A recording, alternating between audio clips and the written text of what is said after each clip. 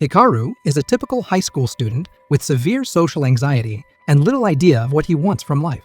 One early morning, he pulls himself out of bed, heads to the train station, and catches the first train to school. But he's distracted by a strange experience he had the night before. While riding his bike home, he saw an unusual orange light glowing in the sky, and stranger still, heard a voice calling out to him. Curious and unsettled, he's been searching for explanations online, but hasn't found anything to make sense of it. As he scrolls through his phone on the train, Hikaru suddenly notices a pregnant woman standing nearby, along with two older women silently judging him for not offering his seat. Feeling the weight of their gazes, he starts to stand to give up his seat, but then he overhears a couple of guys nearby laughing. Convinced they're mocking him for being a goody two-shoes, Hikaru hesitates, his heart racing. Only later does he realize they weren't talking about him, and a wave of relief hits him briefly. Unfortunately, while he was standing there, another passenger already offered his seat, leaving Hikaru awkwardly standing alone. Flushed with embarrassment, Hikaru thinks about getting off the train early, just to escape the situation. But at that moment, some of his classmates board the train and notice him, leaving him no choice but to stay. His friends strike up a conversation about their future plans, but Hikaru is too distracted by last night's strange events to really listen. Noticing his distant look, his friends ask what's on his mind, so Hikaru hesitantly describes what he saw. He tells them about the mysterious light, the voice he heard, and how he'd climbed a nearby hill on his bike to get a better look toward the Kagami building. Unbeknownst to Hikaru, a serious confrontation had been unfolding inside the building that night. A girl equipped with robotic arms attached to her hips had broken in, trying to steal a glowing orange cube. Just as she was about to escape through the roof, she was surrounded by the building's private security force, who recognized her as a Mecha user and prepared to neutralize her. But with her mechanical arms moving swiftly and precisely, they found it nearly impossible to land a hit. When their efforts failed, the guards resorted to specialized weapons to freeze her in place. The security chief then stepped forward, wielding his own modified mechanical creature, customized to be a more efficient tool. Seeing this, the girl's robotic arms, named Sinus and Dex, bristled with fury at the sight of one of their own being repurposed in such a way. However, the chief showed no remorse as he confiscated the cube, planning to use it for his own future experiments. Refusing to back down, the girl broke free with the help of her mechanical arms and launched a counterattack. In the heat of battle, she managed to grab the cube, but in the process, the containment tube was damaged, sending the cube flying high into the sky. This was when Hikaru saw the burst of light from a distance. Acting fast, he recorded the scene on his phone, but later, when he reviewed the footage, nothing unusual appeared, no lights and no explosion. Oddly, he also remembered seeing the glowing cube fall near the building, but once again, his phone showed no trace of it. His friends laugh it off, dismissing his story as just a vivid dream. But, intrigued, they ask about the voice. Embarrassed, Hikaru admits that the voice was calling for help. They tease him, joking it might have been a ghost, but he insists it was real. As if on cue, Hikaru hears the voice again, quiet but unmistakable. Without thinking, he jumps up, abandoning his plans for the day as he runs off to track down the source of the voice. Hikaru's search leads him back to the Kagami building, where he finds part of the area blocked off with police tape. A nearby officer stops him, explaining that Mr. Kagami made a sizable donation to the police in exchange for their help with a private issue. Just then, the officer gets a call over his radio and heads to the back room, leaving Hikaru alone next to the restricted area. At first, Hikaru hesitates, feeling the tug of his law-abiding instincts, but then the voice calls out again, louder than before. Ignoring his better judgment, he ducks under the tape and enters the restricted section of the compound. As he explores the area, he eventually stumbles upon a glowing cube lying in the center of the floor, and he wonders if this is what was calling out to him. Trembling, he cautiously approaches the cube. Just as he reaches out to touch it, the cube begins to speak, startling him. Though rattled, Hikaru's curiosity takes over, and he touches the cube, sparking a blinding flash of light. The cube then rises into the air, and then crashes down onto Hikaru's back, emitting another bright flash that lights up the area. When the light fades, Hikaru realizes something has attached itself to him, and it's a massive metal arm growing from his back. He hears a voice speaking, though no one is around. Panicked, he tries to process the situation. The arm gestures for him to stay calm, then thanks him for releasing it. Yet, as it speaks, it realizes it can't remember its own name. Stunned by the bizarre fact that he now has a mechanical arm on his back, Hikaru inspects it closer, noticing that it isn't fused with his body. it's just attached to his jacket. Just then, a drone appears, scanning the area. Hikaru's instincts tell him it's from the Kagami group, likely tracking the arm. Fearing trouble, he starts to take off his jacket to leave the arm behind. Before he can, though, the drone activates buzzsaws and heads directly toward him. Panicked, Hikaru bolts, thinking the drone must be after him because of the mechanical arm. When he stumbles and falls, he tries to throw the arm away, hoping it will stop the attack. But to his horror, the drone's focus remains on him, not the arm. Just as the drone closes in, the arm springs into action, leaping off his jacket to protect him. Terrified, Hikaru realizes the arm is defending him from the drone. Confused and shaken, Hikaru tries to understand why the drone targeted him. Before he can process anything further, the arm warns him that even more drones are on their way. The only way they'll make it out alive, the arm insists, is if they work together. Meanwhile, at Kagami headquarters, the president receives word that the drones have located the missing trigger arm, though it appears to be in the possession of some random kid. One of the higher-ups questions if the boy has any connection to the arms organization, but after a quick background check, it turns out he really is just an ordinary kid who stumbled upon it. With that, the higher-up orders a 2-kilometer perimeter to be set around the area, so the kid can't escape, and directs all available forces to focus on recovering the trigger arm. What happens to the boy, however, is of no concern. Meanwhile, Hikaru and the arm have managed to slip away from the drones. Although relieved to be safe for now, Hikaru demands to know what exactly the arm is, and why it's drawing so much dangerous attention. Frustratingly, the arm admits it has no memory and can't answer. But one thing it's certain of is that Hikaru has a good heart for rescuing it. Usually, the arm explains, it wouldn't even be able to move without a special energy called arbitrium, but somehow, Hikaru's presence keeps it fully functional. Hikaru congratulates the arm on its new freedom, but he's decided he wants no further involvement and begins to leave it behind with his jacket, thinking it should be able to manage on its own. However, the arm pleads with him not to leave, warning him that the area isn't safe. Hikaru is convinced that keeping distance from the arm will also keep him out of trouble, so he continues walking away. But as he gets farther, he notices the arm's voice fading, and when he turns around, it's nearly powerless. After testing the distance, Hikaru realizes that the arm truly can't function without him nearby. It seems, for better or worse, he's stuck with it. Before long, the drones manage to catch up with him. This time, the arm insists on taking charge and drags Hikaru along, racing across the floor to escape. While they're moving, a weapons developer is watching from a nearby water tower. He's disappointed that the trigger arm seems weaker than he'd hoped, but still needs to retrieve it. He decides to let the drones continue while he readies himself to intervene, especially since he's now aware that someone else is also after the arm. Around the same time, Aki arrives in the area, though her intel source informs her she's heading the wrong way. She's instructed to go south, but since she's unsure of directions, he rephrases and tells her to turn right. Not wanting to lose any more time, she squeezes through a narrow alley to reach her destination faster, even temporarily disengaging her Mecha units, Dex and Sinus, so she can fit. While Hikaru, drained from the long chase, struggles to keep running, Aki suddenly grabs him and throws him to the ground, shielding him as she deals with the drones. She glances at the mechanical arm and calls it Alma, warning Hikaru and Alma that she won't hesitate to kill them if they resist. Dex, her Mecha Yude, reminds her that her mission is to protect, not harm them, but before Hikaru can get any clarification, the weapons developer shows up. Still harboring resentment against Aki for previously stealing Alma, he's ready to settle the score. As the two of them argue, Hikaru spots an alleyway behind them and seizes the moment to escape.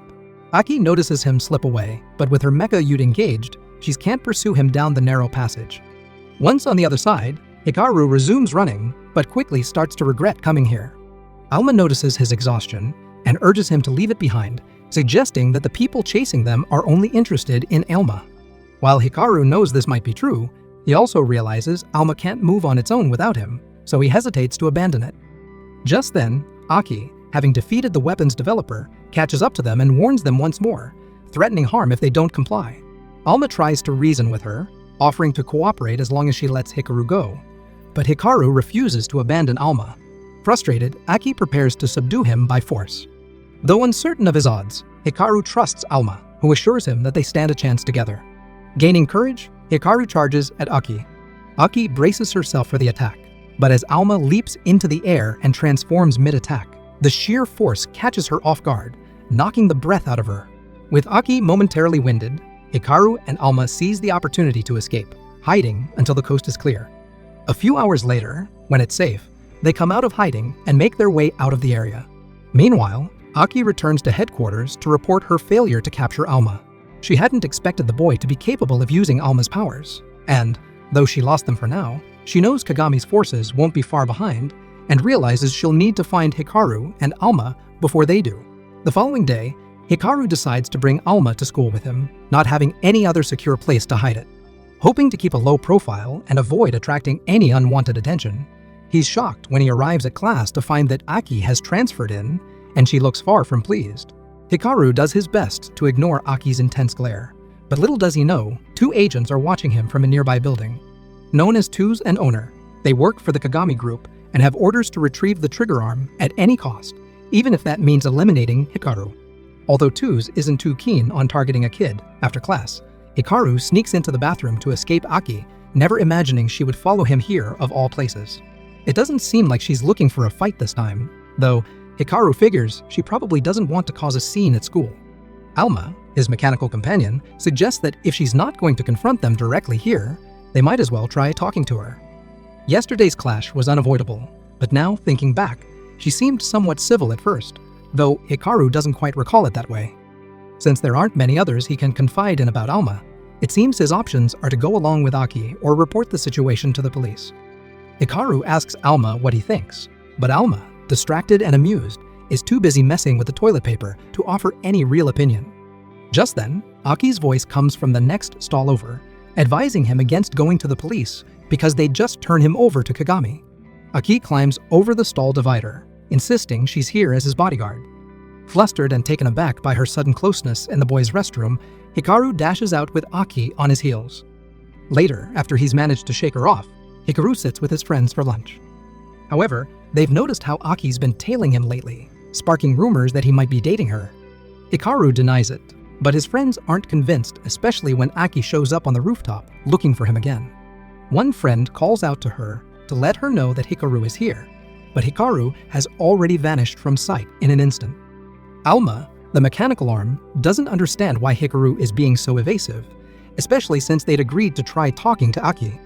Just then, another classmate named Meru arrives on the roof, explaining that she's been searching for Aki. Introducing herself, Meru cheerfully welcomes Aki, who only stares back with an expression of irritation. Misreading Aki's cold reaction as nerves, Meru offers her a plate of cookies as a welcome gift. Hikaru, watching from his hiding spot, half expects Aki to lose her patience, but instead, she grabs a handful of cookies and devours them on the spot. Pleased with her warm reception, Meru then asks Aki if they can be friends, to which Aki agrees with a shrug. At this moment, Aki appears more normal than Hikaru first thought, but that doesn't mean he's eager to talk to her. He pops on his noise, canceling headphones, and leans back to nap, avoiding interaction for the rest of the day. Meanwhile, Meru takes the opportunity to ask Aki about her relationship with Hikaru. Aki, however, seems to have entirely forgotten she was even looking for him. Hoping to help, Meru proposes a plan to get Aki and Hikaru alone together. Later that day, as Hikaru tries to leave school without being noticed, Meru hands him a letter from Aki. He's already dreading what it might say, and sure enough, Aki is trying to get him to meet her. Meru takes things further, practically dragging Hikaru to a secluded area, convinced that Aki wants to confess her feelings for him. With no other choice, Hikaru steps into the classroom where Aki waits, voicing his frustration at her for involving Meru in this strange setup. Aki denies any part in Meru's scheme, claiming it was all Meru's idea. But that doesn't change the fact that she's been following him all day, so he demands to know her true intentions. Aki reveals that she's part of an organization called ARMS, and that her assignment is to protect Alma and act as his bodyguard. Alma is relieved, thinking this means they'll be safer with her around. However, Aki clarifies that her duty only extends to protecting Alma, not Hikaru, and if separating them were possible, she'd gladly do it.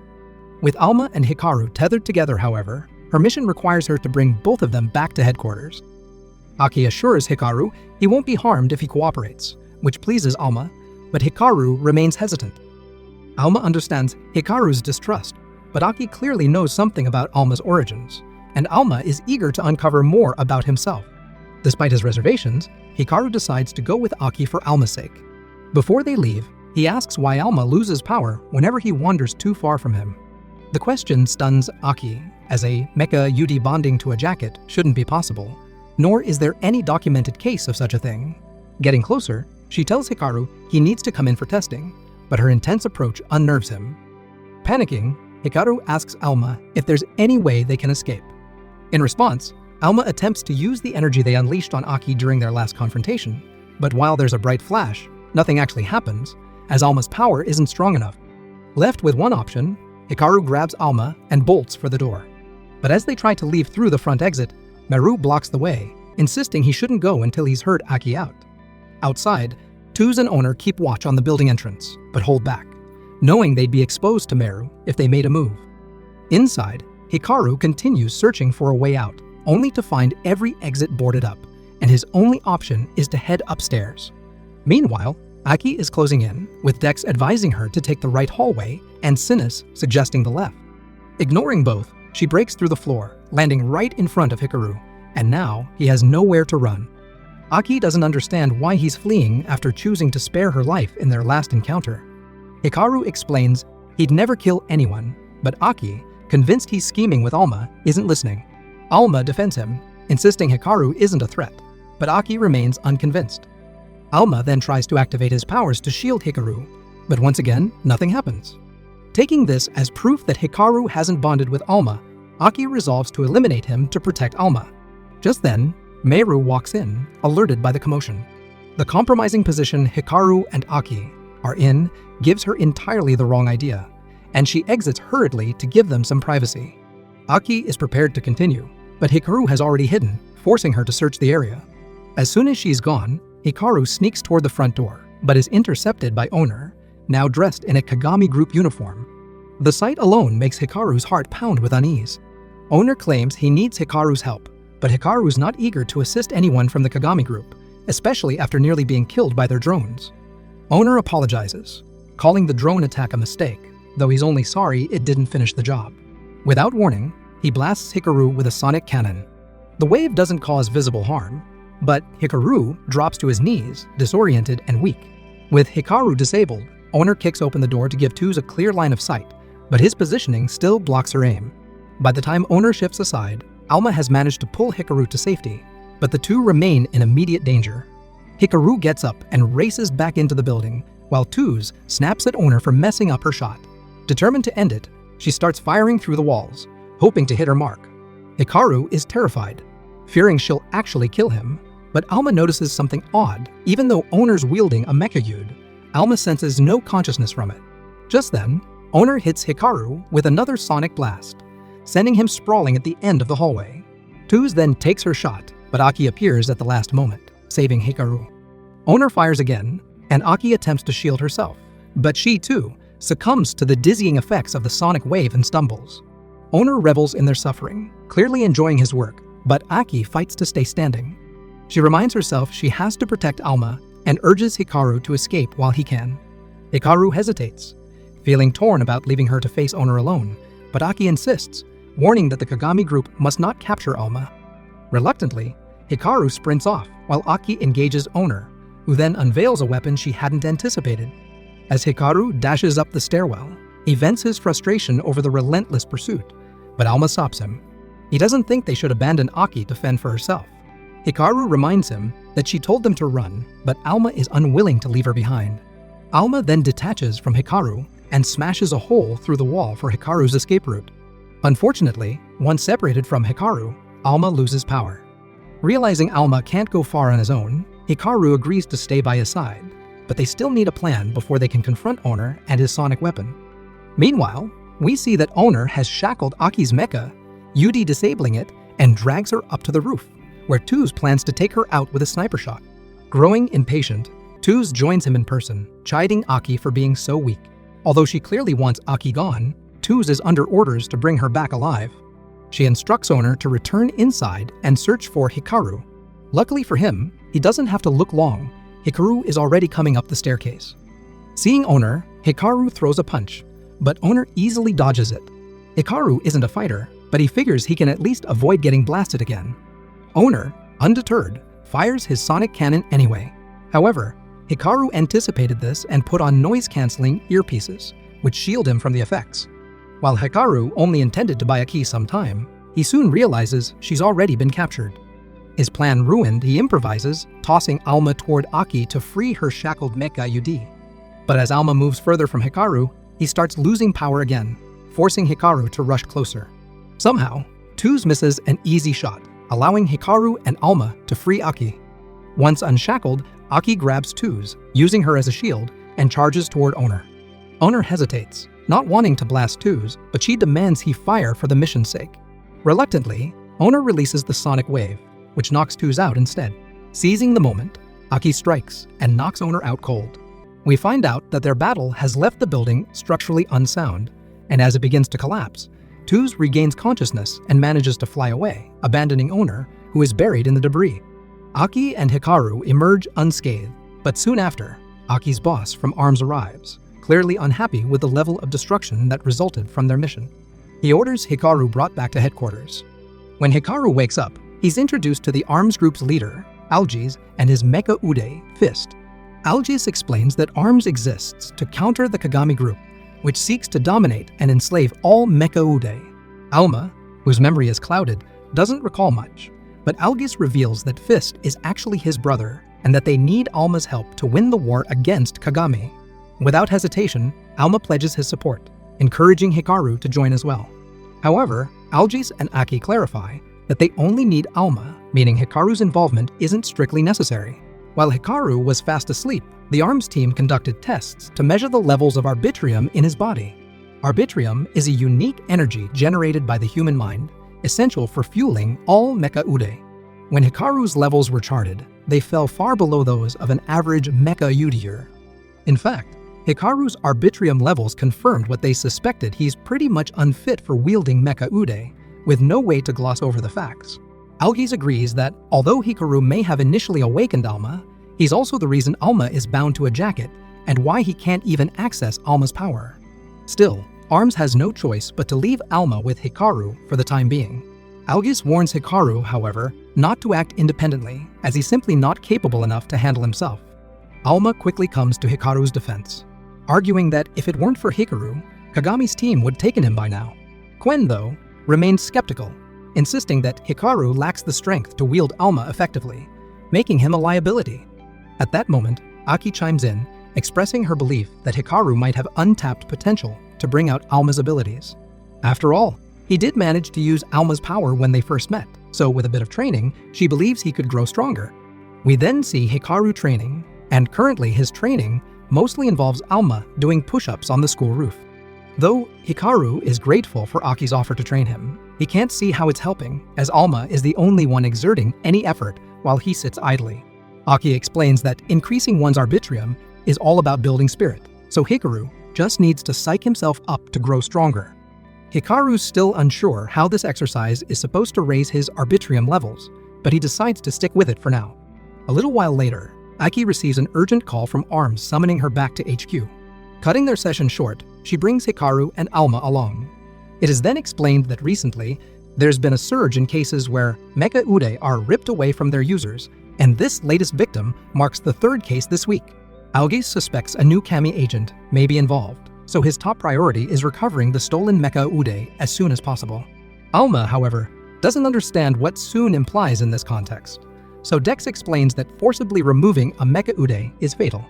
Victims generally die within days, possibly due to an unknown mechanism where arbitrium leaks out from the fusion point, progressively weakening the individual until they perish. Although arbitrium remains somewhat of a mystery, the ARMS team does know it has profound effects on human physiology. For example, anyone bonded to a Mecha Ude gains remarkable physical prowess, although Hikaru, whose bond with Alma didn't fuse in the usual way, remains physically unchanged. Examining marks on the victim's arms, Aki immediately concludes that the culprit must be using a warm-type Mecha Yud. Algis already anticipates her thoughts, reminding her that her current role is solely to protect Alma, and that she should avoid personal involvement in this case.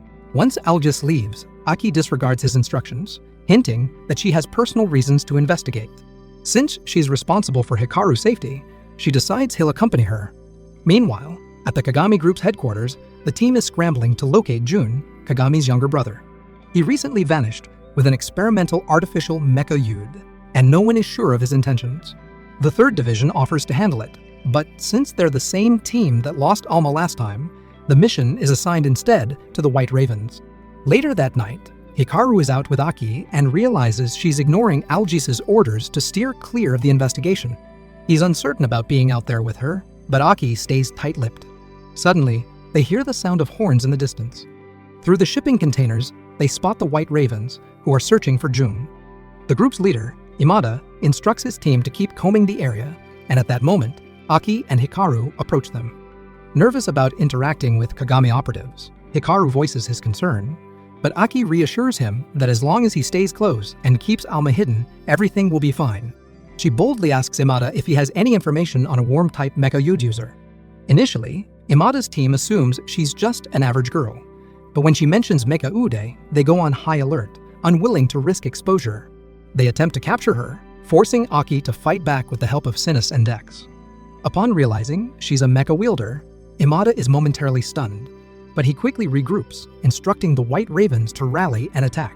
Hikaru, caught off guard, is thrown aside, and as he gets to his feet, he notices a young boy with an inhaler trying to stay hidden. Concerned for the kid's safety, Hikaru warns him to leave, but the boy flees. Worried about him, Hikaru decides to follow, leaving Aki to face the White Ravens alone. Imada then spots Hikaru and activates his Mecha Ude, which transforms into a motorcycle, allowing him to chase after the boy. Meanwhile, a few White Raven members corner Hikaru and the boy. Hikaru instinctively steps between the boy and their attackers, prepared to shield him. Just as one of them moves to strike, Alma springs out and blocks the attack. Before they can react, Imada speeds toward them on his Mecha Ude bike. Hikaru turns to urge the boy to run, only to realize he's already gone. With his initial target out of reach, Imada refocuses on Alma, intent on capturing him. Alma senses the threat and tries to pull Hikaru to safety, but it's impossible to outrun a motorcycle, and Imada catches up, grabbing hold of Alma. Proud of finally securing the trigger arm, Imada is caught off guard when Aki appears from nowhere, knocking him off his bike. She seizes the opportunity to question Imada and his Mecha Uda about the worm-type wielder. Fearing her wrath, they comply, admitting they know nothing about such a user. Disappointed, Aki releases them, but turns her anger on Hikaru for running off. Hikaru tries to explain he'd only wanted to help the kid he saw being chased, but Aki won't hear his excuses. She reminds him that his recklessness nearly cost Alma his freedom and scolds him for acting without the necessary power or skill, as he is simply not strong enough to take on such risks alone. While all this unfolds, the young boy from before watches closely from a nearby rooftop, clearly interested in Alma. He waits, looking for the right moment to strike. Down below, Hikaru, equally frustrated, directs his anger towards Aki, as she's the one who dragged him into this situation against his will. If anyone's responsible for this mess, it's her. She hadn't even bothered to explain why they were there, so why should he blindly follow her orders? Declaring he's done listening to her, he announces he's heading home. Sinus and Dex then question Aki, asking if it's wise to let Hikaru leave on his own. Annoyed, she retorts that she doesn't care what he does at this point. As Hikaru walks away, Alma urges him to apologize to Aki, reminding him that she's been protecting them, but Hikaru refuses. Meanwhile, Jun, watching this unfold, sees it as the perfect chance if Hikaru is feuding with his bodyguard. Then taking Alma should be much easier.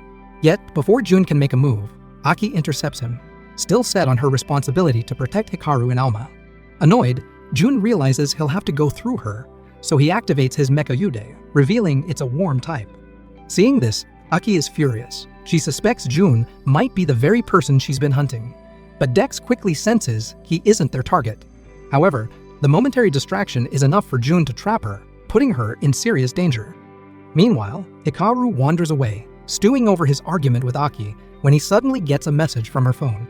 Alma nudges him to take the opportunity to apologize, but Hikaru is shocked to see an image of Aki unconscious on the ground. The next thing he knows, Jun calls, informing him that he's disabled Aki's Mecha Ude.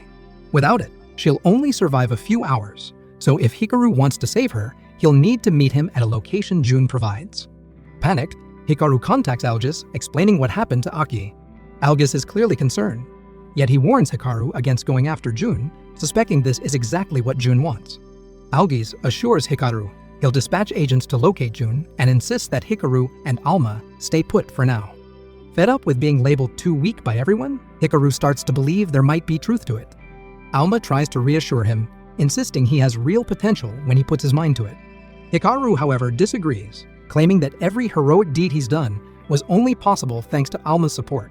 He feels powerless alone, but realizes that, with Alma by his side, maybe he can finally take action, and he asks Alma for his strength in what they're about to face. Determined, Hikaru and Alma make their way to the abandoned warehouse marked on Jun's map. As they enter, Jun greets them with a smug smile. Alma demands to know his motives, to which Jun responds that he desires the most powerful Mecha. While Sinus and Dex are decent, they're nothing compared to what he really wants: the trigger arm, rumored to grant its wielder unparalleled strength. Jun wants that power for himself. He wastes no time, launching an attack with his Mecha Ude. Hikaru scrambles around the room, dodging strikes, but soon seizes an opening to get close to Sinus and Dex. Yet Jun is quick to react, blocking every attempt. Scoffing, he mocks Hikaru, calling him weak and useless. Hikaru doesn't deny his lack of strength, but refuses to let it hold him back. With renewed resolve, he charges in, managing to find gaps in Jun's defenses. Irritated that Hikaru is putting up such resistance, Jun's asthma begins to flare up. Determined to end things, Jun creates a giant cage around Hikaru, electrifying it until Hikaru collapses. He then pulls Alma from Hikaru's side, wrenching them apart. Relieved to finally have Alma in his grasp, Jun prepares to use him to restore his own health, but Alma unexpectedly fights back, knocking Jun off balance. Jun is stunned, as Mecha Ude aren't supposed to move independently. Even more puzzling, Hikaru begins to stir, despite the separation. Hikaru reaches out, touching Alma, and with their connection renewed, Alma's full power is unleashed. Alarmed, Jun tries to strike them, but his blows are easily countered. Hikaru and Alma then charge a combined punch toward Jun. Although Jun tries to block it, Hikaru closes the distance and lands a decisive blow. With Jun finally down, they think they can finally relax. However, the leader of the White Ravens appears, and Hikaru and Alma brace themselves for another fight. But the man assures them he's not being paid to fight at this moment. He's only there to retrieve Jun. He also picks up Sinus and Dex, intending to take them along as well, but Hikaru protests, refusing to let them go. The man seems ready to get forceful, but Jun intervenes, declaring that he intends to be the one to defeat Hikaru and forbidding any harm to him for now. Relenting, the man returns the Mecha Yud, warning Hikaru that their paths will cross again. Sometime later, Aki awakens in a hospital room, her Mecha Ude, Sinus and Dex reattached. Learning that Hikaru was the one who saved her, she seeks him out, finding him on the rooftop where he's attempting to sew Alma back onto his jacket. Sitting beside him, the atmosphere between them is awkward. Breaking the silence, Hikaru asks about her intentions the previous night. Aki explains that she's on a personal quest, looking for the one responsible for her family's death. Her only lead is that the culprit is a worm-type Mecha Yuta user, though it seems Jun isn't the person she's after. She admits she may have acted recklessly in her quest for revenge, and thanks Hikaru for saving her. Wanting to repay him, she offers to help sew Alma back onto his jacket, though it quickly becomes apparent she lacks any sewing skills. As Hikaru tries to stop her from making it worse, Meru enters with a tray of sweets, misunderstanding the situation entirely. Hikaru has officially joined arms, and just a few days into his induction, he's assigned his first real mission with the team. He finds himself gripping the roof of a transport truck, carrying captured Mecha Ude, with a few other arms members standing by on comms. Peering through the truck's small window, Hikaru spots a hulking, dangerous-looking man inside, mercilessly beating a scientist. It's a disturbing scene, and Hikaru's team had prepared him for this, reminding him to stay focused and stick to the plan. His role is simple: set off an EMP device they provided once the truck crosses the upcoming interchange. Hikaru intends to follow orders, but Alma, seeing the large man abusing his shackled Mecha Yud, can't stand by any longer. Overcome by anger, Alma makes a sudden move that sends the truck careening out of control, flipping it completely and causing a massive traffic accident. Hikaru barely escapes unscathed, but their position has been compromised. Now, they're a target, and he has to run as fast as possible to escape the chaos. Unfortunately, the burly man manages to fling the wrecked truck into Hikaru's path, blocking his escape route. Things are looking grim, so Arms member Taney steps in with his mecha, Carix, to assist. The man hurls several missiles toward Hikaru, who dodges them by a hair. But the assailant has 3 Mecha at his disposal, and he now wields a massive arm cannon, aiming to blast Hikaru to ashes. Just as he's about to be hit, Tani rushes in, pulling Hikaru to safety. Grateful for the rescue, Hikaru thanks Tani while Alma apologizes for causing such a mess. But their respite is brief, as the burly man quickly recovers, closing in for another attack. This time, he's intercepted by Aki, who slams him into the ground. Disappointed in Hikaru and Alma's inability to complete such a simple task, she instructs Tani to get them out of the way before they cause further trouble for the mission. When the man gets back on his feet, he notices that Aki has 2 Mecha, but he's still convinced he's superior with his 3. He attempts to kick her, but Aki easily catches his foot. Frustrated, he tries to blast her with his arm cannon, but his energy runs out and he collapses. Using multiple Mecha requires rigorous training and extreme stamina qualities he clearly lacks, given that he's hardly set foot in a gym. With the man incapacitated, Aki deems him harmless for the time being and contacts the recovery team to collect him. But while her back is turned, another figure appears and uses a worm-type Mecha to do something to the unconscious man. By the time Aki realizes it, the burly man is back on his feet, seemingly stronger than before. Struggling to hold her ground, Aki's odds of winning look slim.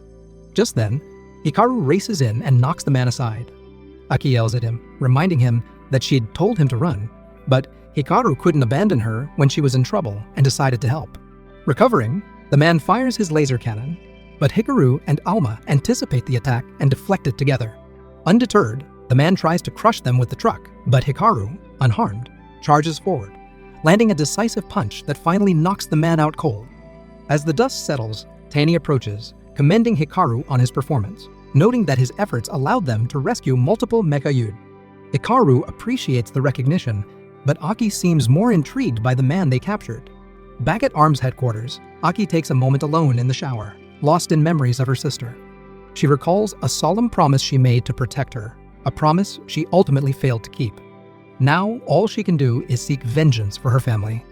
Outside the showers, a scientist whom Aki had requested help from anxiously waits to speak with her. As she exits, he becomes flustered, as this is the first time he has seen her fresh out of the shower. He quickly regains his composure, explaining he's here to report on the information Aki asked him to investigate. Unfortunately, their examination of the captured man's Mecha yielded no useful information. None of the Mecha on him were worm types, despite Aki distinctly seeing one, and she thinks something unusual is clearly at play. The scientist, aware that Aki's mission is deeply personal, pledges to help her find answers and encourages her to rely on him rather than Hikaru. But Aki leaves mid-sentence, heading off to find Hikaru. At Hikaru's house, Alma wakes up and realizes they've overslept. If Hikaru doesn't get up soon, they'll be late for school. Trying to rouse him, Alma resorts to tugging at Hikaru's pants, even offering to help him change clothes. Suddenly, Aki bursts through the window into Hikaru's room. Seeing him half awake, she declares that she'll help him get dressed, leaving no room for negotiation. Meanwhile, at school, students are buzzing with excitement over a rumored new transfer student, someone supposedly wealthy and intriguing. Just then, the door opens, and everyone's attention shifts to see Aki leading in Hikaru, who's only partially dressed. The class instantly assumes there's something going on between the two, and Meru can't help but let her imagination run wild. Aki promptly sets Hikaru down in his seat, announcing that they indeed have a new transfer student joining the class. Just then, a message blares over the PA system, summoning Hikaru to the roof. On the roof, they find Jun waiting. The moment Sinus and Dex spot him, they immediately attack, remembering the harm he caused Aki during their last encounter. Jun blocks their attack with his Mecha Uda, visibly annoyed by the interruption. Just as he's about to retaliate, he receives a stern message from Todo, the White Raven's leader, reminding him that his permission to attend school hinges on a strict rule, no use of Mecha on campus. Jun argues that Aki struck first, but Todo refuses to bend the rule, forcing Jun to withdraw his Mecha and surrender. Though Aki's ready to knock him out, Hikaru stops her, pointing out that Jun has no intention of fighting. Begrudgingly, Aki relents. Jun, however, makes it clear that he hasn't given up on claiming the trigger arm and fully intends to try again later. Jun then reveals that his reason for coming to the school is to observe Hikaru. His scientist believes it will take time for Jun's Mecha to fully adapt to his body, and until then, Jun plans to study Hikaru's methods for wielding Alma so effortlessly. Once he uncovers Hikaru's secret, Jun plans to crush him and take Alma. Curious, Hikaru asks Jun why he keeps referring to Alma as the trigger arm and wonders if he has any useful information since Alma has lost his memories. Before Jun can answer, Aki lunges at him again, deciding he's too dangerous to be allowed to live. Alma and Hikaru hold her back, wanting answers about Alma's past. As Aki and Hikaru argue, Jun quietly walks away. Before leaving, Jun warns Hikaru that his restraint only applies on school grounds if he catches him outside. He won't let him escape so easily. Later, as Aki and Hikaru walk through the school halls, Aki sticks close to Hikaru, irritating him. He tries to distract her with the promise of a rice ball to get a little distance, but it doesn't last long. No matter where he goes, Aki is right behind him. Finally, he manages to lose her, but he had to use his lunch as bait and hasn't eaten. Just then, he hears Jun's voice from above. Jun mentions that he asked Todo why Hikaru could use the trigger arm without formal training. Todo suggested it might be related to Hikaru's diet. Waving a black card, Jun offers to buy Hikaru lunch to study his eating habits. Although skeptical, Hikaru accepts, wanting to ask Jun more about Alma's past. Before they can settle, Aki sweeps Hikaru's legs out from under him, insisting she won't let Jun get close. However, she'll happily accept his offer of a free meal, and she already knows what she wants to eat. Later, Hikaru sneaks into the bathroom to get some time alone. He tells Alma he doesn't know what to do about Aki. She won't let him get close enough to ask Jun anything. Just then, Hikaru has an idea. Today is the school sports tournament, and he might be able to get close to Jun out on the field. But when the time comes, Jun is nowhere to be found. Suddenly, a ball hits Hikaru in the face. Watching from a nearby tree, Jun is unimpressed by Hikaru's slow reaction despite his powerful Mecha Ude. Jun then senses something incoming and dodges just as another ball bounces off the tree, ricocheting into Hikaru's head, knocking him out cold. This ball was thrown by Aki, who'd aimed at Jun but hit Hikaru instead. Seeing her chance, Meru ties Hikaru up with ribbons and stages a fight between Aki and Jun to see who wins Hikaru. Both are ready for a showdown, but since Meru's there, they agree to a fistfight. Meru watches eagerly, but Alma urges Hikaru to get Aki to stop, as he still needs to question Jun. Thinking fast, Hikaru offers to take Aki to a buffet if she'll let him speak to Jun alone. Tempted, Aki agrees, dragging Meru off to give them some privacy. Alone at last, Hikaru and Alma ask Jun if he knows anything about Alma's past. Alma explains that he's lost his memories, so any information would be helpful. Jun, surprised that the trigger arm has amnesia, tells them that the Kagami Group's archives contain many records about Alma. After all, Alma originally belonged to the Kagami Group, and Jun produces a photo as proof. The picture shows Alma alongside Yakumo Kagami, founder of the Kagami Group and the architect of the city's current state. Both Hikaru and Alma are stunned, but Jun can't offer much more, as the photo was taken decades ago. As Jun leaves, Aki watches from a bridge with Meru, still tied up beside her.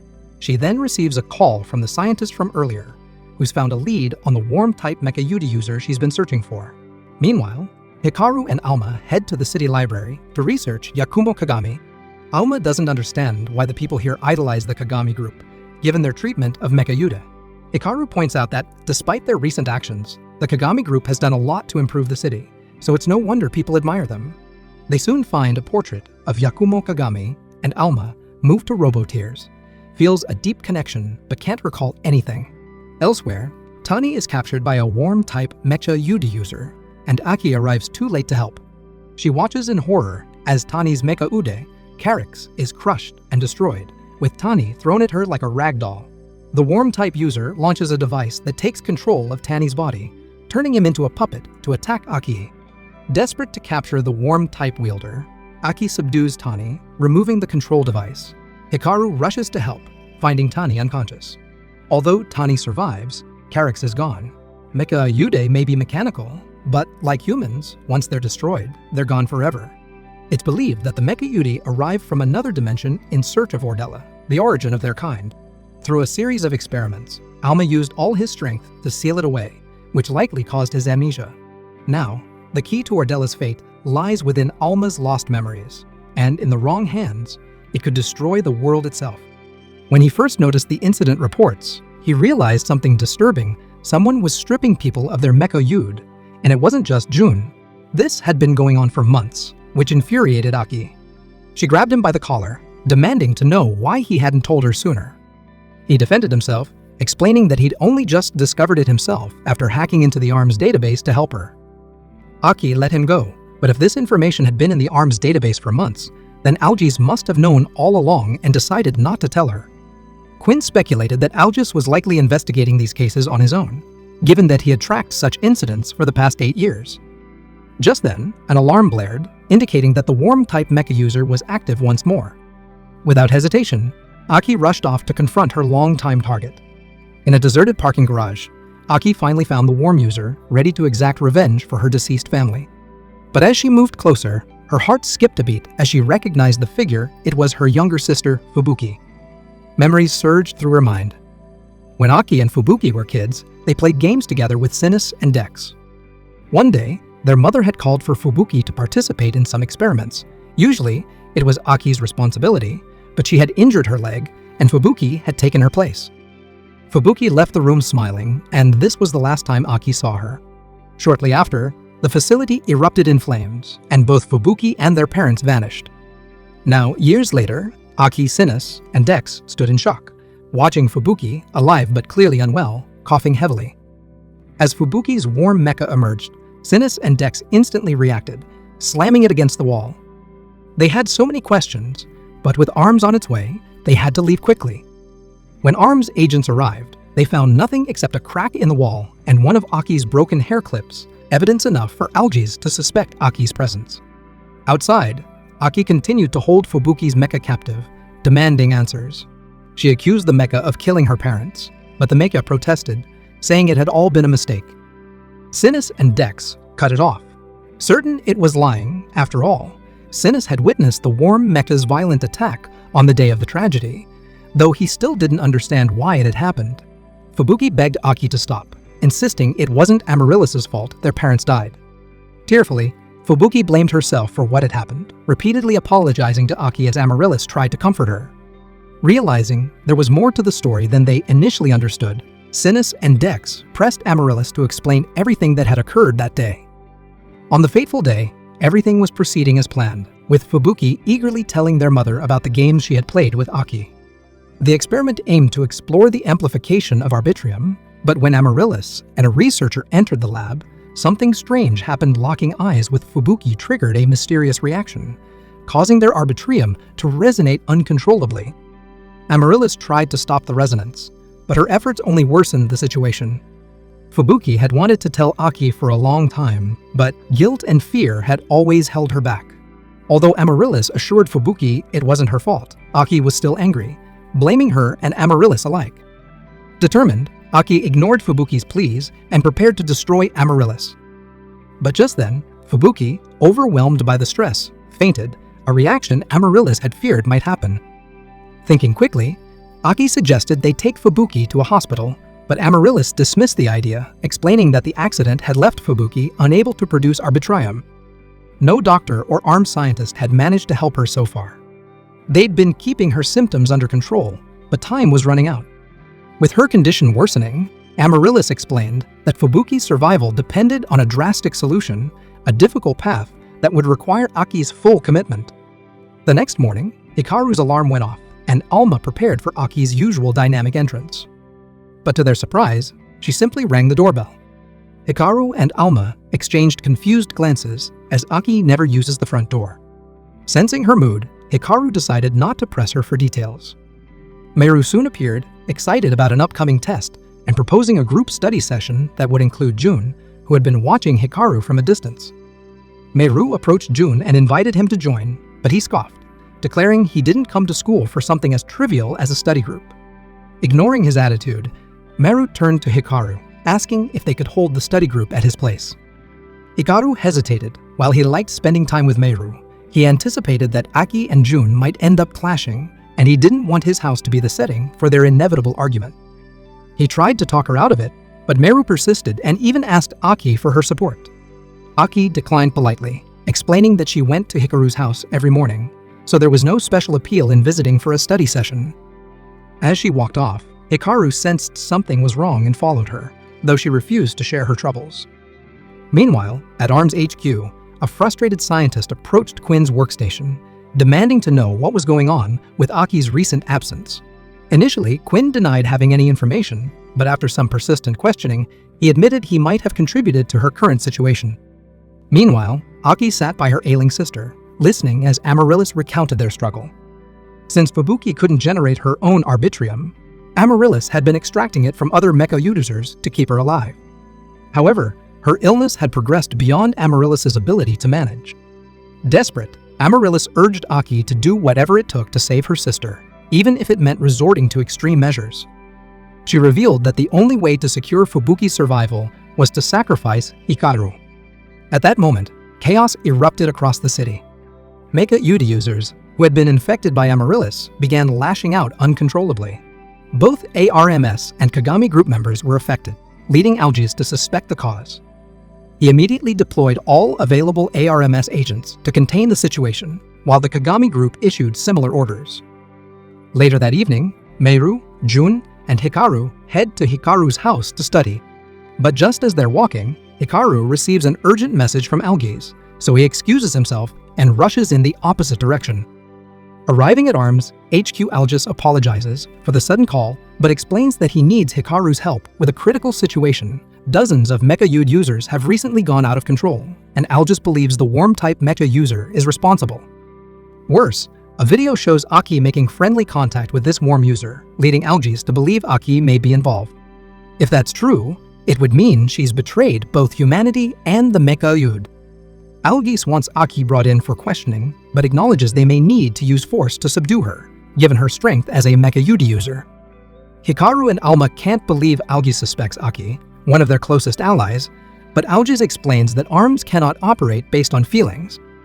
Aki's loyalty to ARMS was tied to their shared goals, but if her goals have shifted, there's nothing to stop her from betraying them. Refusing to accept that Aki would turn on them, Hikaru decides to find her before ARMS does, hoping to uncover the truth. However, Quinn points out that Hikaru has no idea where to start looking. After careful consideration, Quinn suggests a solution that requires the help of a familiar face, Honor, who tried to kill Hikaru just days ago. Although Honor clearly doesn't want to be there, he has little choice in the matter. Before discussing their strategy, Honor's Mecha Ude, Kimaru, emerges, profusely apologizing to Hikaru and Alma for Honor's recent actions. Hikaru, confused, thought Honor's Mecha Ude had been brainwashed, but after ARMS captured him, they removed the control shackles and freed Kimaru. Quinn was hesitant to pair Kimaru with Honor again, but Kimaru insisted, determined to teach Honor the importance of justice, even if it means being tough with him. To make amends, Kimaru forces Honor to kneel and apologize, pledging that both he and Honor will be useful on the mission. Afterwards in town, Kimaru begins scanning for Aki's energy signature, while Honor grumbles about wanting to go home. Kimaru, increasingly annoyed, orders Honor to work harder, reminding him that atonement is part of his duty. Hikaru and Alma wonder if this is really the best approach, but Kimaru assures them they'll locate Aki soon, explaining he's tracking her residual arbitrium with acoustic sonar. Suddenly, Hikaru is ambushed from behind, and Kimaru quickly pulls him to safety. The attacker turns out to be Jun, frustrated with Hikaru's constant evasion. Jun declares he won't leave Hikaru alone until he uncovers the secret behind his power. If Jun insists on sticking around, Alma asks if he'll help search for Aki, but Jun, who has never liked her, isn't interested in helping. Alma, however, persuades Jun by promising to reveal some of Hikaru's secrets at the next study session if he agrees to help. Jun reluctantly accepts, and word of his decision reaches Todo, who informs Jun's brother. Todo offers to send someone to keep an eye on Jun, but his brother dismisses the idea, prioritizing the company's needs over Jun's safety. Meanwhile, Kimaru tracks Aki's energy signature to a parking garage, where they detect a strong signal indicating her presence. As they move closer, they finally encounter Aki, who seems resolute, ready to act on Amaryllis' advice, if it's the only way to save her sister. Hikaru and Alma are both concerned for Aki, so they start asking if she got involved in something related to the war, like Algis mentioned earlier. But Aki cuts them off, insisting she needs Hikaru to come with her. Hikaru agrees, trusting her, but insists on an explanation about what's happening. Despite agreeing to go with her, Aki unexpectedly attacks him anyway.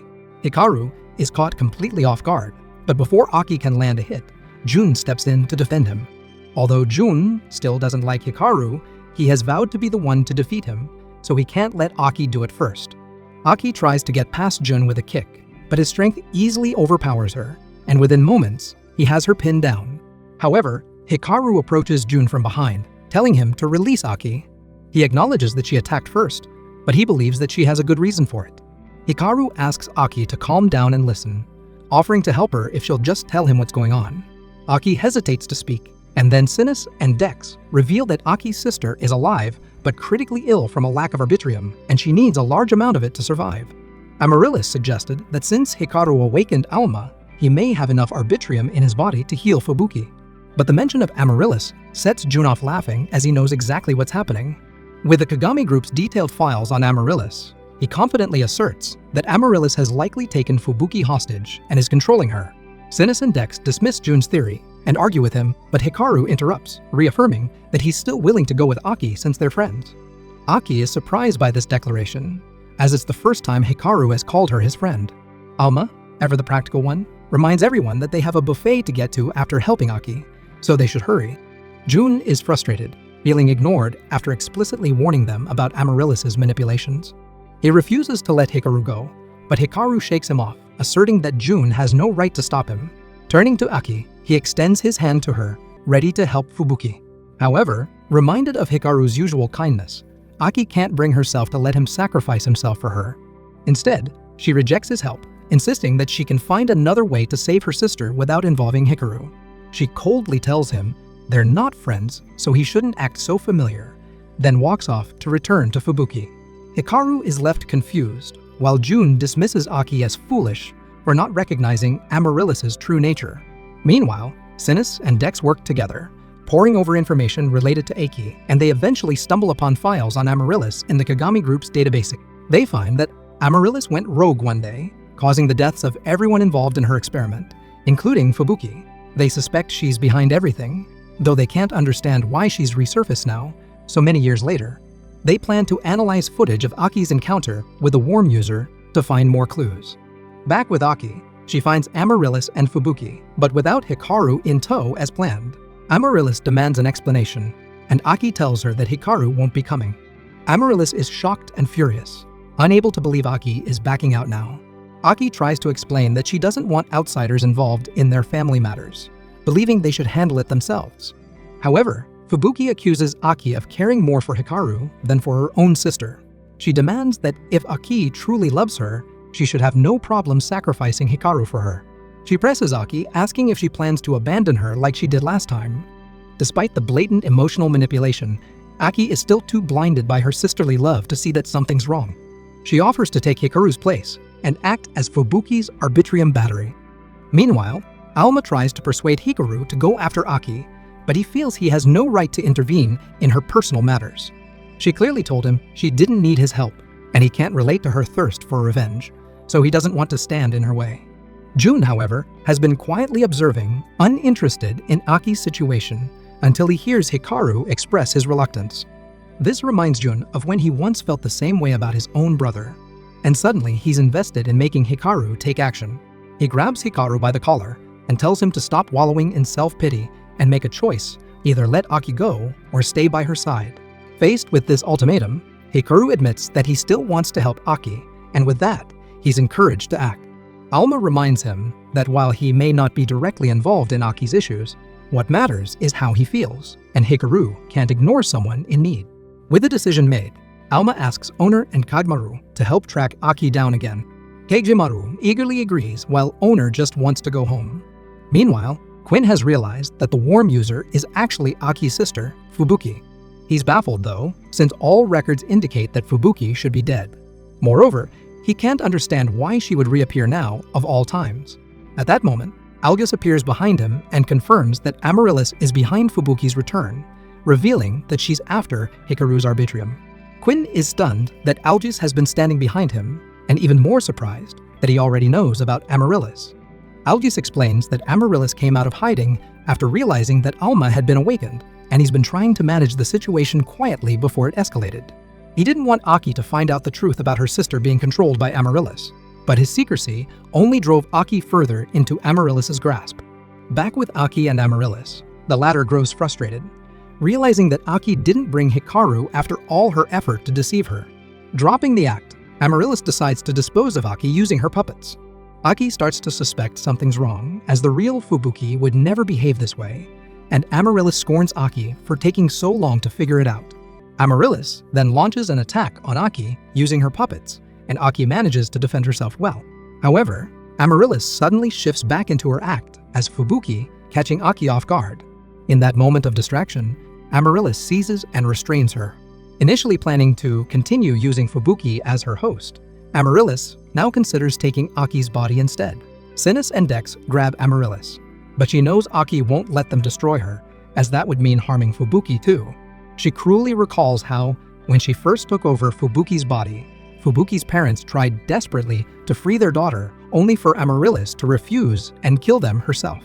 Hearing this devastates Aki, and just as Amaryllis prepares to finish her off and take her body, Hikaru and Jun burst through the window, knocking Amaryllis back. Aki shouts at Hikaru, warning him that Amaryllis is targeting him, but he insists he's here to save his friend. Seeing her primary target now in the room, Amaryllis lunges for Hikaru. Jun blocks her, vowing that no one else will lay a hand on Hikaru. When Aki urges Jun not to harm Fubuki, Jun dismisses her concerns, solely focused on keeping Amaryllis from killing Hikaru.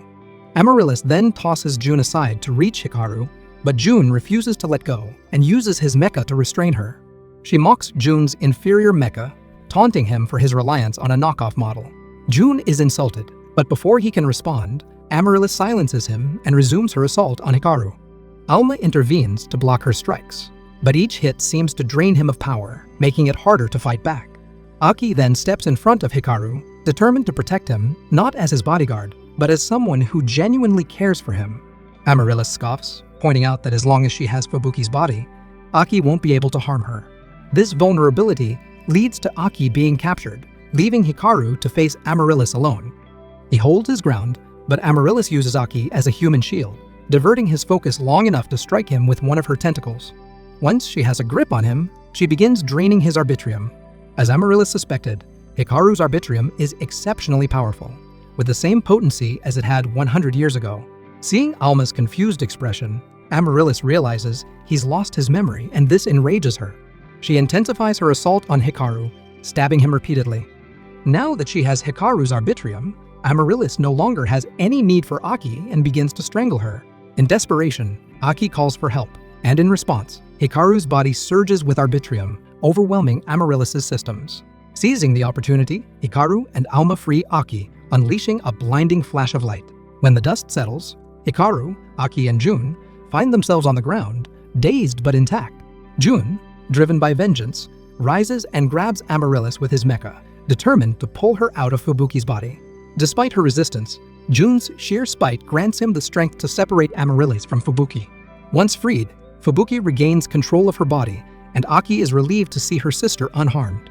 Yet Amaryllis, though separated from her host, still commands her remaining puppets and attempts to capture Aki again. Without Fubuki as her shield, however, Amaryllis is much easier for Aki to fight. With Hikaru and Alma's support, they finally defeat Amaryllis, but before she is destroyed, Amaryllis accuses Alma, blaming him for turning her into this monster because he caused Yakumo Kagami's death. The next morning, life returns to normal, with Aki bursting through Hikaru's freshly repaired window so they can head to school together. On their way, Aki apologizes for all the trouble she caused, but Hikaru reassures her that's what friends are for. Encouraged, Aki asks another favor. She wants Hikaru to help her study so she can help Fubuki catch up on the school years she missed. Fubuki, meanwhile, is in physical therapy, and the organization is assisting her recovery. Aki, now committed to the organization's cause, promises to keep guarding Hikaru around the clock. Hikaru is glad to have her back, but tells her she doesn't need to be so dedicated. At the same time, over in the Kagami Group's lab, researchers finalize the construction of a portal to the Mecha UD world, where they intend to activate all the dormant mechas. However, they need the Ordella to power the portal, and only Alma can activate it.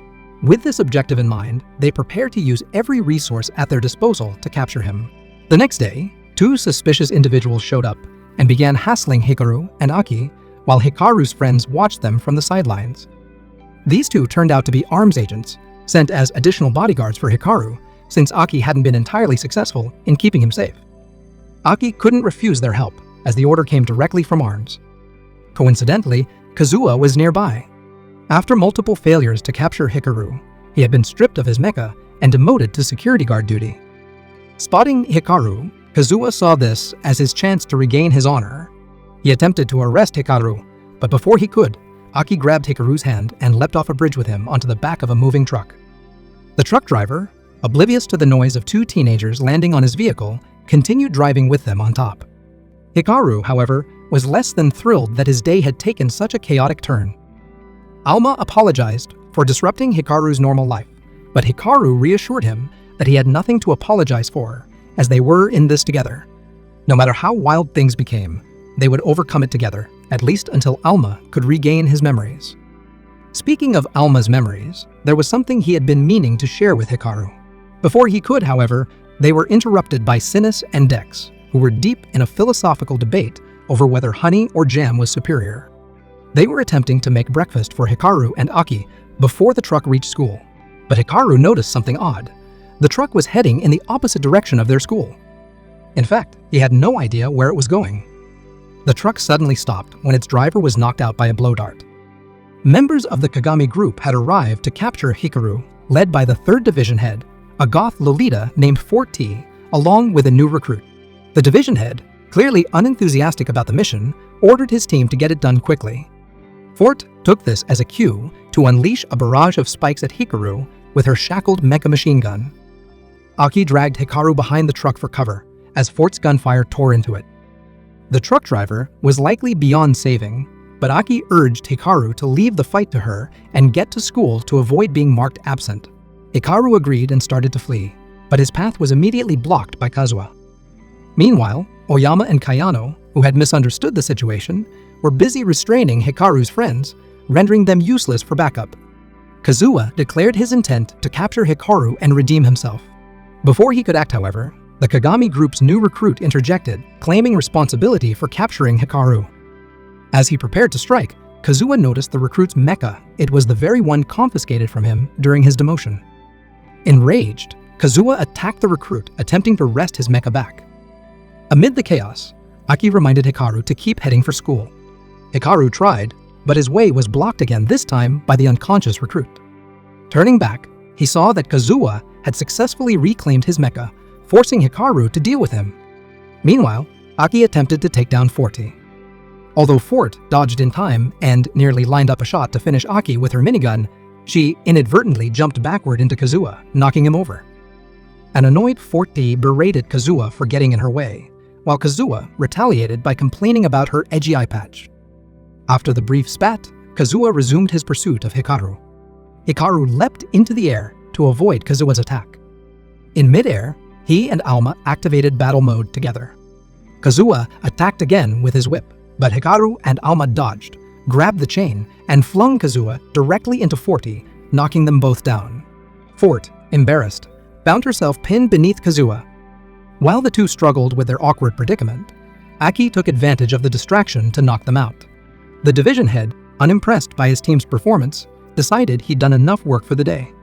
Declaring the mission a lost cause, he clocked out and casually instructed twos to retrieve the unconscious team if possible, though he didn't particularly care if they were left behind. Meanwhile, Aki and Hikaru tied up the remaining enemies. Alma tried once more to tell Hikaru something important, but Aki interrupted, calling him over to help untangle her from a mess of ropes. While Hikaru worked to free her, Kazuha regained consciousness and launched a surprise attack. Alma managed to block it, but Hikaru still fell and knocked himself out. When Hikaru awoke, the Kagami group agents had been restrained. Alma, however, was filled with guilt for letting Hikaru get hurt. Despite Hikaru's assurances that it wasn't his fault, Alma insisted that Hikaru would be better off without him. He declared that he didn't want anyone else to suffer because of him. Hikaru realized that Alma was trying to distance himself due to guilt and suspected it might be tied to his recovered memories. Alma confirmed that he had regained his memories, though, to Hikaru's surprise, this had occurred during the fight with Amaryllis. Hikaru questioned why Alma had kept this a secret.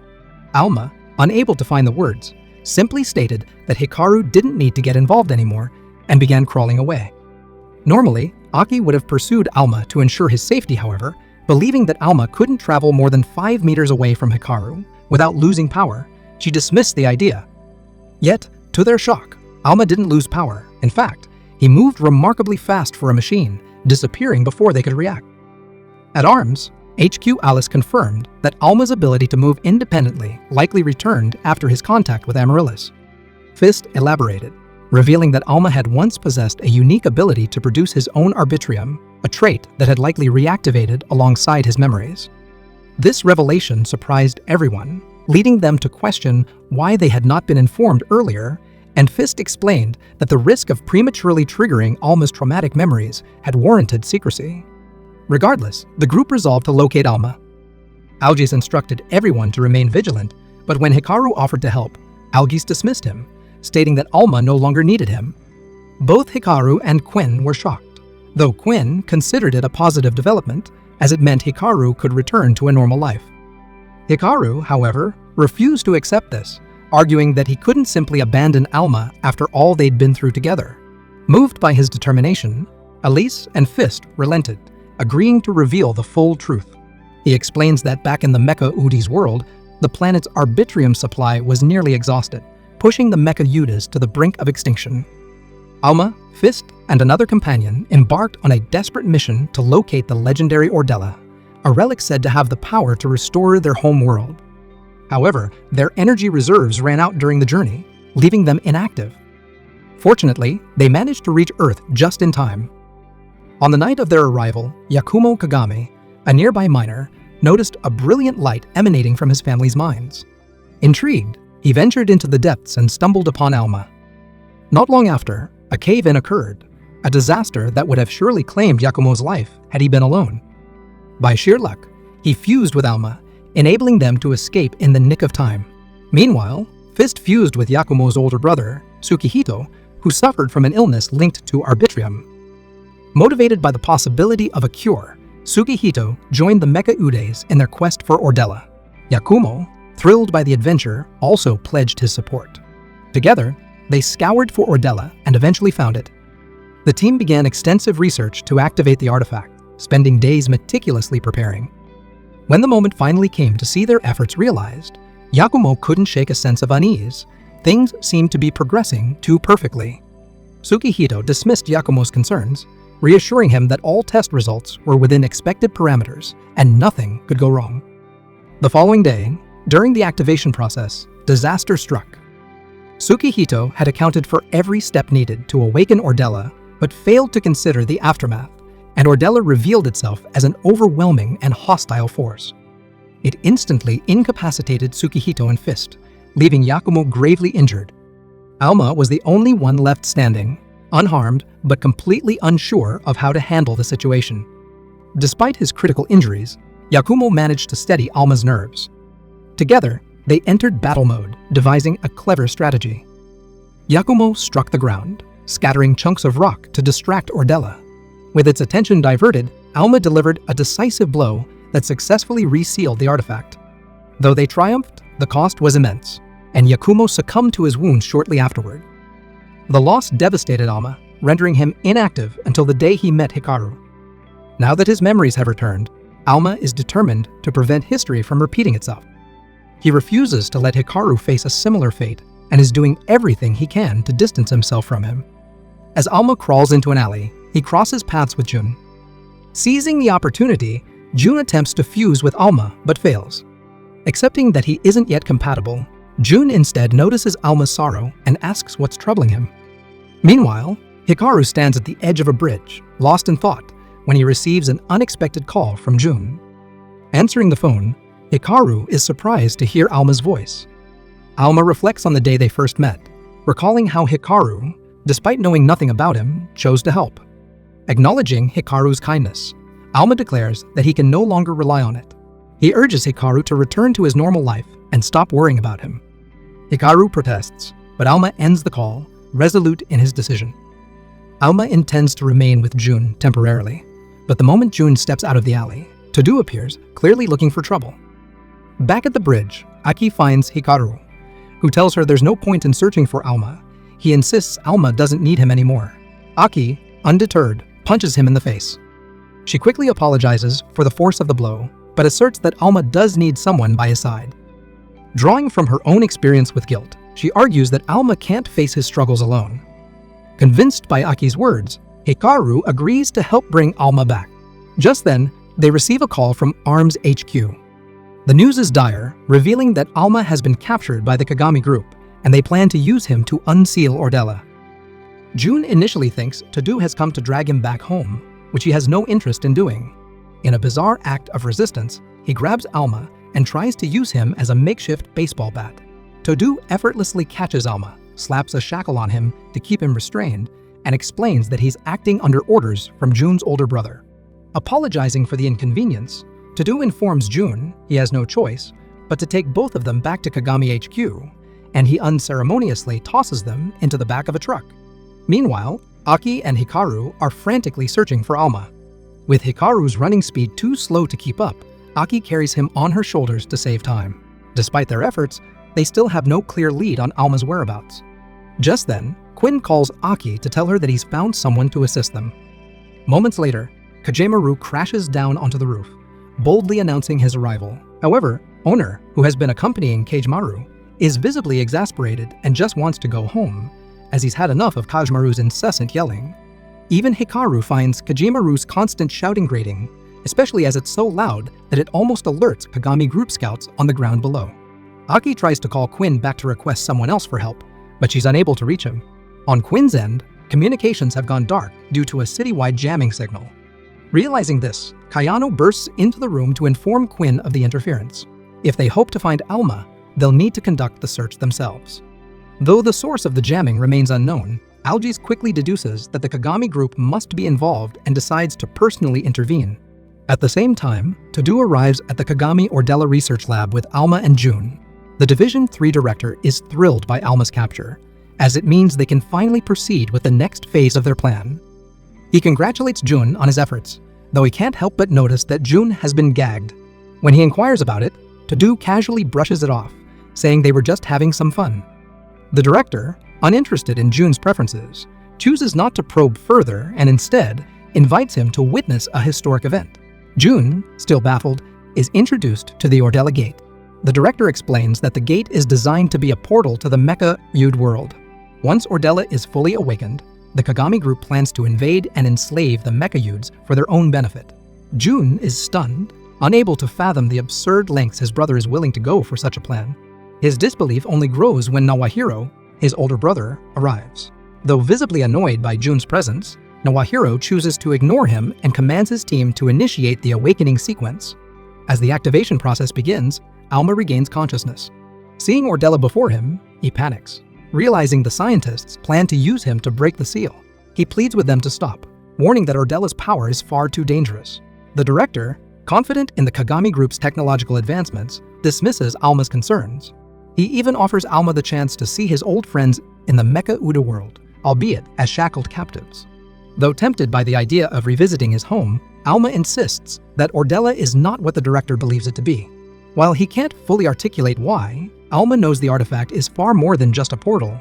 He begs them to cease the activation, but the director assumes he's stalling and orders the sequence to continue. As Ordella begins to awaken, the containment field designed to control its energy starts failing. Alarmed, June realizes the situation is spiraling out of control. The scientists report that Ordella's arbitrium levels are skyrocketing, and they are quickly losing the ability to restrain it.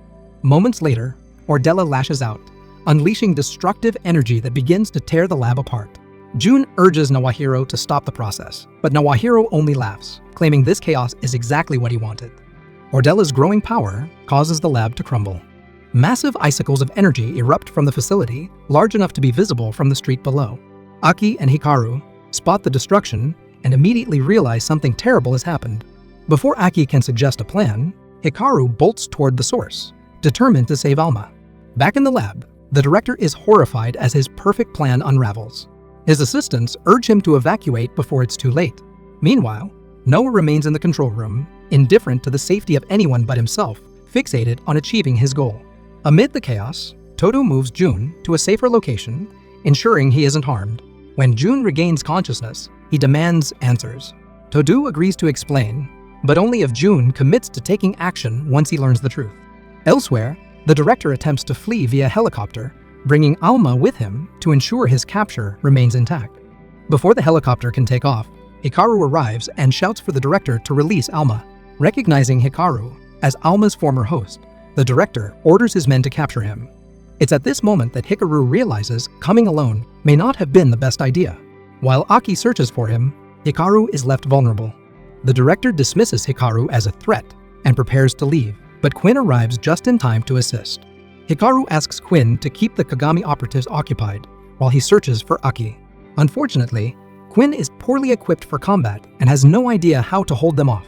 Forte, one of the Kagami operatives, fires a barrage of bullets at him with her machine gun. Miraculously, Quinn manages to avoid getting hit, but he knows he won't last long. Desperate, he spots a shackled Mecha Yude nearby and uses a device he built to unshackle it, enabling them to fuse. Though inexperienced, Quinn's new fusion makes him a credible threat, allowing him to hold his ground temporarily. However, lacking the physical conditioning required to support a mecha, he quickly runs out of arbitrium and nearly collapses. Forced to retreat, he apologizes for his limited contribution. Aki reassures him that he's done enough, as his efforts bought her enough time to regroup with Hikaru and Owner. Kazuha blocks Aki's path, demanding a rematch after their last encounter. Determined not to let her pass without a fight, he boasts about integrating his mecha directly into his body, convinced this upgrade will allow him to overpower her completely. To make a point, Aki stands still and lets him attack. Instead of using Sinus or Dex to defend herself, she catches his whip with her bare hands. Calmly, she tells him that his losses have nothing to do with his mecha. It's his lack of skill and strength that hold him back. Until he accepts his weaknesses and learns from them, he'll never beat her. Unwilling to accept this, Kazuha charges at her again. This time, Aki loses her patience and quickly knocks him out. With Kazuha dealt with, she turns to hurry and catch up with Hikaru and Quinn, but another figure appears to block her way. The newcomer, Namba, says he only wants to talk for a bit. Aki, not in the mood for conversation, immediately attempts to knock him out too. However, Namba's laid-back attitude isn't for show. He effortlessly dodges Aki's strikes. He insists that he really doesn't want to fight her and is only here to do his job. If he doesn't, his salary will be cut, which would ruin his retirement plans. He pleads with Aki to turn around and go home so he won't have to hurt her, but Aki refuses to back down, forcing Namba to engage in combat. Aki darts around the room, trying to confuse Namba with her speed, but when she moves in for a decisive blow, he blocks her attack with his mecha. He chastises her for being a kid wielding such powerful mecha, acknowledging her skill but making it clear she's out of her depth. With that, he pulls out his sword mecha and clashes with her. Despite his experience, Aki holds her ground surprisingly well. Meanwhile, Hikaru and Owner crash land in front of the director. Sensing that the situation is slipping out of his control, the director rushes to board his helicopter and escape. Just as the helicopter begins to lift off, it's stopped midair by Threg, a former Division 3 member who grabs it with his bare hands. Queen is relieved to see backup, but is puzzled about why Threg is helping.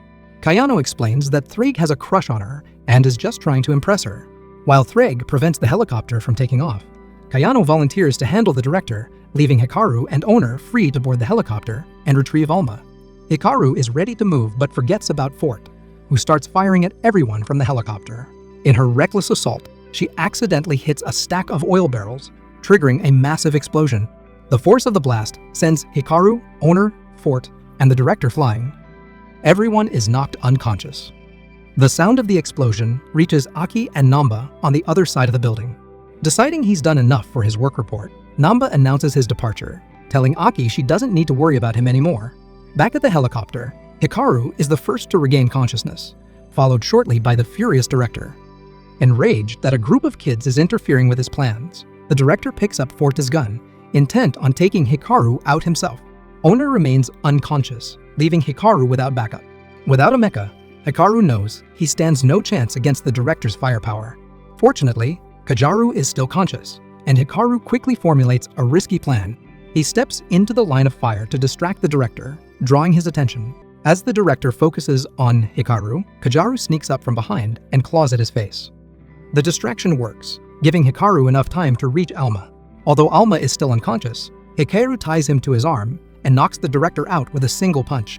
Alma awakens moments later to find Hikaru badly injured. Horrified, Alma blames himself for everything that's happened. He tells Hikaru that he shouldn't have come to save him, as this mess isn't his responsibility. Alma admits that Ordella's awakening is his fault, and he feels it's his duty to stop it alone, just as he failed to do with Yakumo. He recalls Yakumo's warnings about Ordella, which he ignored in his eagerness to achieve his goals, a mistake that cost Yakumo his life. Alma doesn't want Hikaru to share the same fate. Hikaru empathizes with Alma's guilt, but reminds him they still have a city to save. Rising to his feet, Hikaru insists they need to stop Ordella before it's too late. Alma tries to dissuade him, but Hikaru firmly declares that even if Alma refuses to join him, he'll fight Ordella on his own. Though he acknowledges the high likelihood of dying, Hikaru's determination eventually convinces Alma to fight alongside him. Alma agrees, realizing that together they have a chance. Hikaru, with Alma by his side, expresses confidence that as long as they work together, they can overcome any challenge. Hikaru and Alma leap from the helicopter, soaring straight toward Ordella. Spotting their approach, Ordella unleashes a barrage of lasers and launches ice spears in their direction.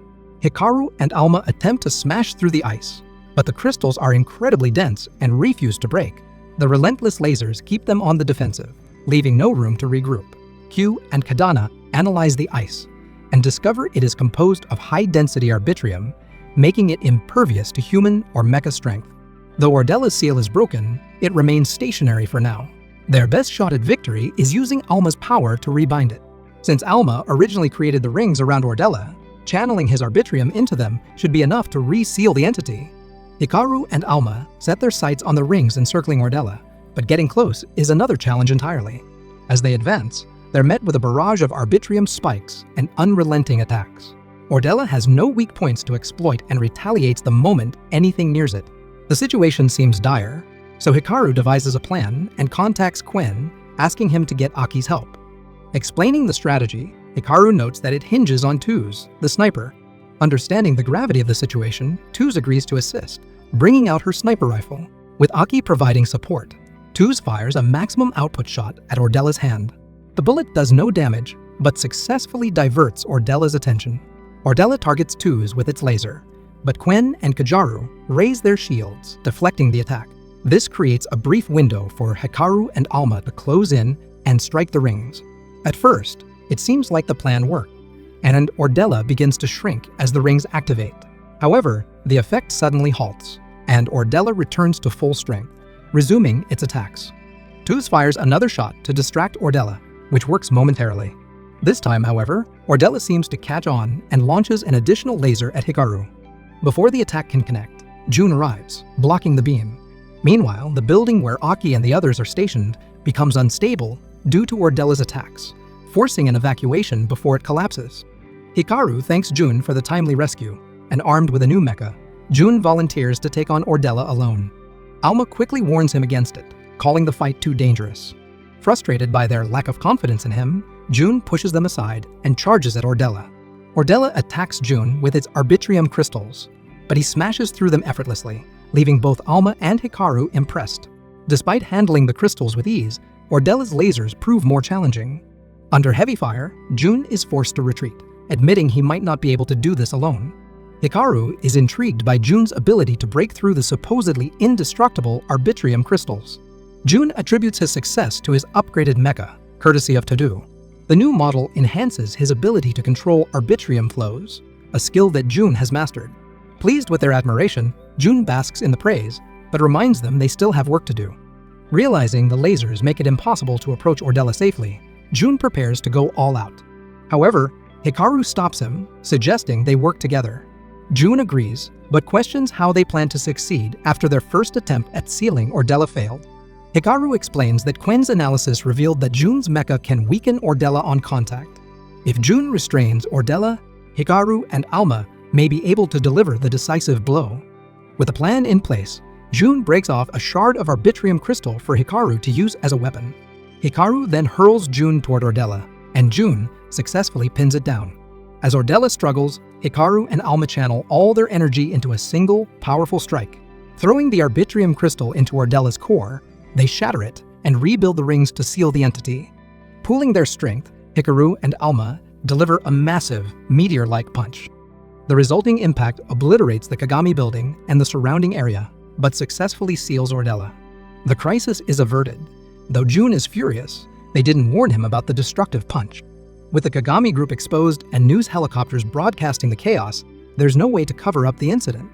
Before departing, Jun tells Hikaru he has unfinished business. When asked where he's going, Jun replies, "It's a family matter," and insists on handling it alone. Alma, sensing the importance of the situation, wishes him luck. Later, Jun confronts his brother in a shadowy alley. This time, he's ready for any deception.